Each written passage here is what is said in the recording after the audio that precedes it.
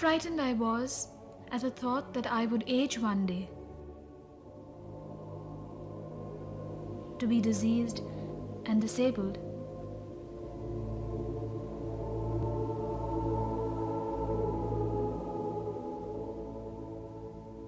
One of the nicest things about my grandfather was the way he explained things and made everything seem so clear and simple. Finally, he even managed to make me laugh. That's when I realized he was old. But he wasn't what I thought old people would be. In fact, a lot of the things we think about old people aren't always true.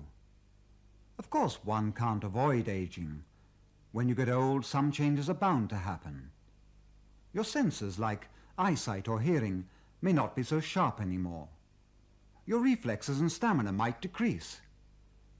But a lot of the problems that we think are caused by getting old actually happen because of other things, like too much of the wrong activity, or even because of no exercise at all. Old people who take the right kind of care can lead healthy and interesting lives.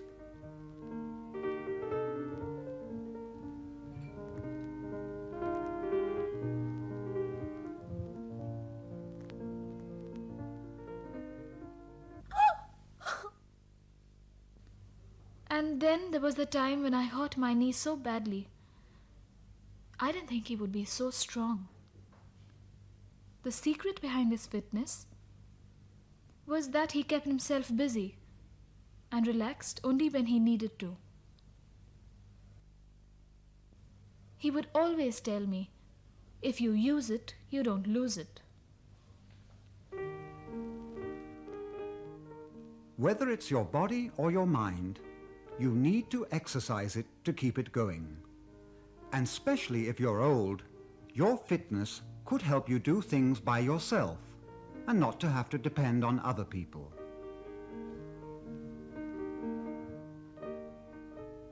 My grandmother, she took such good care of me when I got hurt.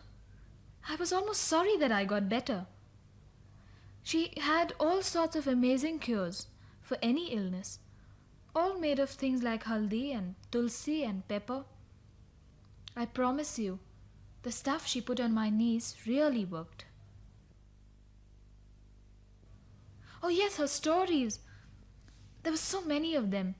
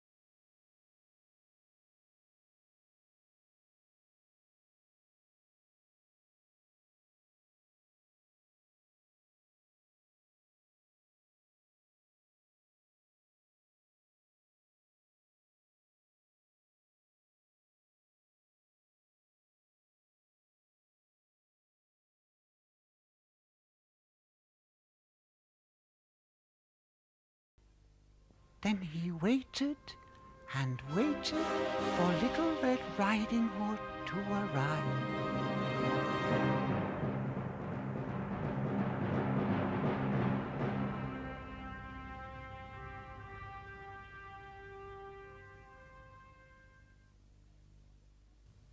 I don't know how she managed to remember all those stories, especially since she kept forgetting other things, like names of my friends or where she kept her glasses.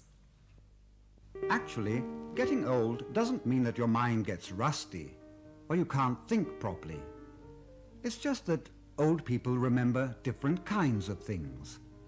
Things that happened long ago, or the meaning behind a story rather than the text itself, or details of new names and places. My grandparents, always had time for me. Sometimes I felt as though they cared for me and understood me better than my parents. I remember the time when I was caught bunking class and Mom was really angry. Anu? Anu? Anu? Babaji realized that I couldn't understand what the teacher was saying, and he sat and explained the topic to me so that I could catch up with the class.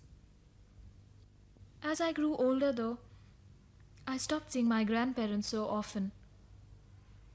I got more involved in things like schoolwork and playing basketball and all my friends. Then, until one day, I thought I heard my Dadiji. It was actually some old woman asking for money. As I walked home, I kept wondering about her. Is she alone? Or does she have husband, children, grandchildren? Why does she have to beg? Why can't her children look after her? What happens if she falls ill? Who gives her food? Where does she live? What sort of life has she had?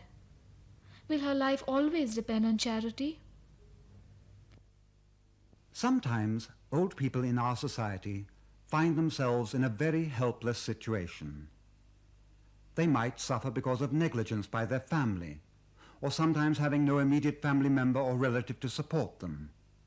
Or the circumstances they were in haven't allowed them to save enough to live on when they get old. So even if they're weak and tired, they just go on working.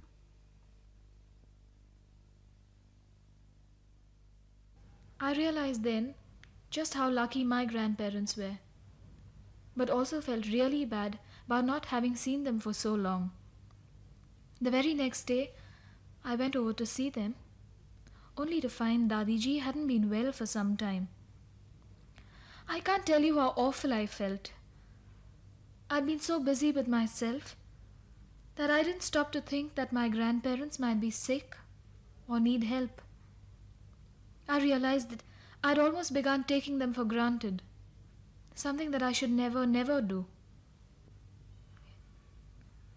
I remember one weekend that made me feel really sad. Usually at dinner time, Babaji wasn't as talkative as Dadiji, who loves to chat with her children. But this time, Papa and Babaji were having some really heavy conversation about shares and investment and something.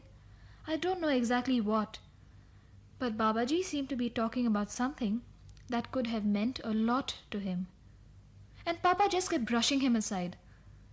How I wished at that moment that Papa would just agree with him. That night, Dadiji kept talking about what a fine person Babaji was. But when everyone else had gone to sleep, Babaji was still awake. Over the next few months, Dadiji used to be sick more often and needed more attention. Once she became very ill, so ill that she couldn't move from her bed. The same day there was this really exciting basketball match. Our school had entered the inter-school finals for the first time. I was dying to see it, but no one else was free to look after Dadiji. So I decided to forget the match and be with her instead. I guess I had done the right thing. Strange though, isn't it, how things had changed? Only a few years ago it was Dadiji who was looking after me. After I reached my 10th standard, my papa was transferred to Calcutta. My parents tried every possible method to convince my grandparents to go with them, but they simply refused. Papa and Mummy thought they were being stubborn because they were old. But I could see grandparents' point. Just think, they'd planned and built their home and had been living there for over 20 years. To move away from those familiar surroundings and familiar people and have to adjust to a completely new situation would have been difficult for anyone. All the same, I wish my grandparents could stay close to my parents. I could see how much they needed their support and companionship.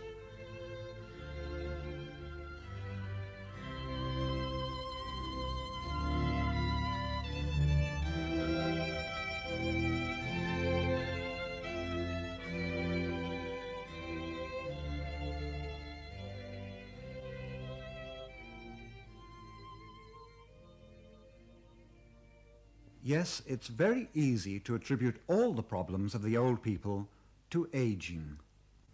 You know, at their age, what else can you expect? Implying that they're stubborn, diseased, and can't think properly.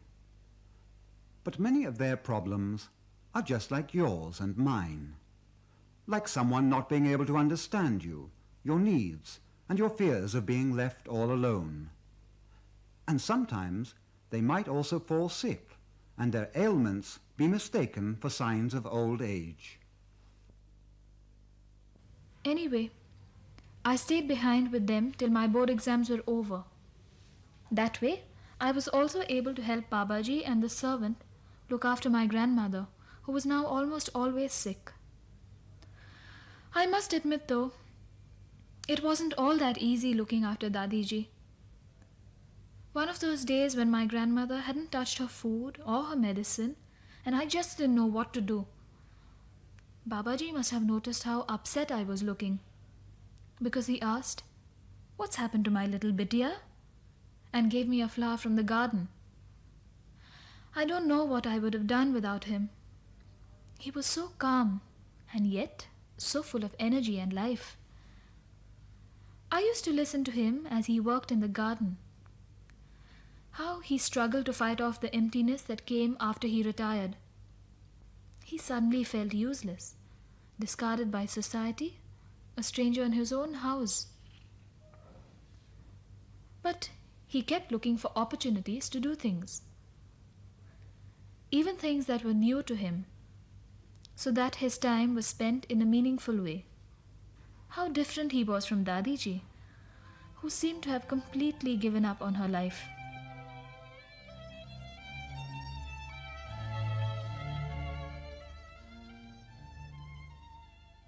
Apart from avoiding diseases and staying playfully active, many of the problems of getting old can be avoided by having the right kind of attitude towards life.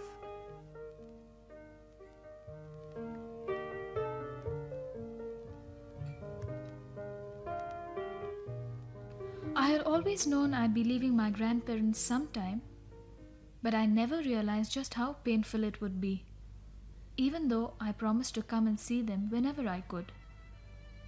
I was so fond of them and knew I'd miss their love and care and the things I learned just being with them. I wondered what would happen to them, especially Dadiji, who needed so much of attention.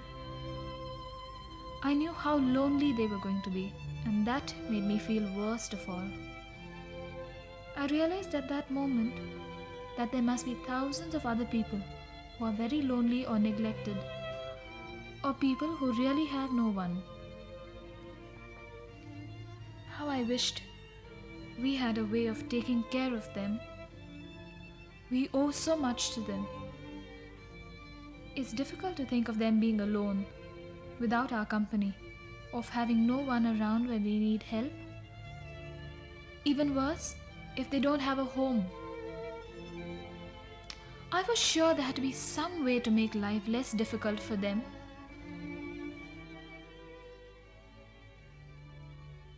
Yes, there are ways that we can make life more pleasant for the aged. Did you know there's an organization actively dedicated to caring for old people? It's called Helpage India, and it's already helping old people in several important ways. Helpage India has provided medical vans that offer free Medicare for the aged at their doorsteps, since the aged cannot travel far and sometimes they don't have the money for medicine.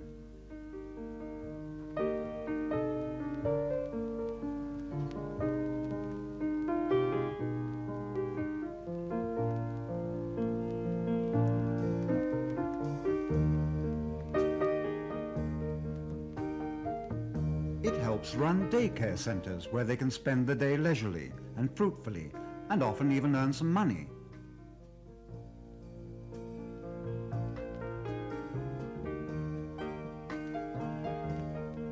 And they've also supported homes for the aged, where old people are properly looked after.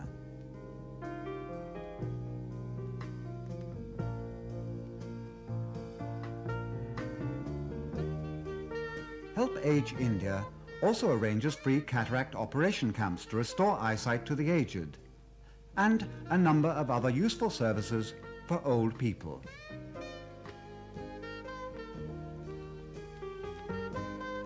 And do you know something else? Most of the money for all this work that Helpage India does is collected by school children through various fundraising activities. But there are still many old people who need care. There's still plenty left to be done. Each of us, in our own small way, can do something to help the aged by supporting Helpage India.